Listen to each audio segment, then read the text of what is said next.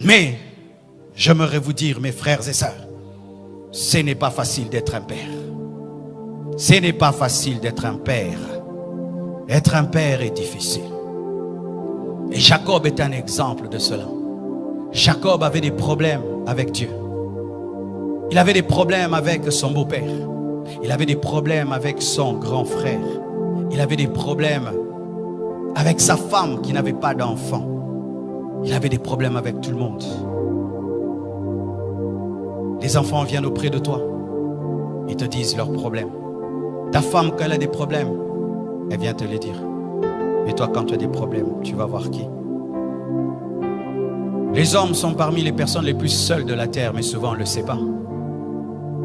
Quand ton enfant a des faiblesses, il te dit, papa, j'ai telle faiblesse. Quand ta femme a des faiblesses, elle te dit. Mais des fois toi-même, tu n'as rien à dire à personne.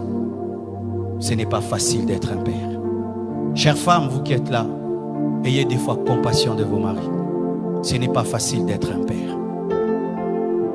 Chers enfants, ayez compassion de vos parents. Ce n'est pas facile d'être un père. Ce n'est pas facile. Vous savez, quand j'ai fini d'étudier à l'école Massamba et que j'ai grandi, je me suis posé la question, comment mon père faisait pour payer toutes nos études?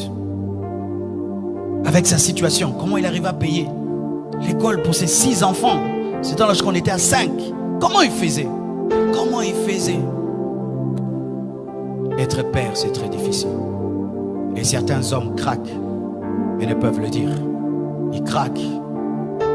Ils regardent les enfants n'ont pas mangé. Il ne sait pas comment il va payer le loyer. Lui-même se sent malade. Il ne sait pas demander. Et sa femme lui demande. Les enfants demandent.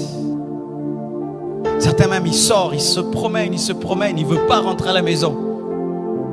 Parce que qu'est-ce qu'il va donner? Qu'est-ce qu'il va ramener? Et tu vois un père sur la route en train de parler lui-même. De parler. C'est rare de trouver une maman qui parle. Ce n'est pas facile d'être un père.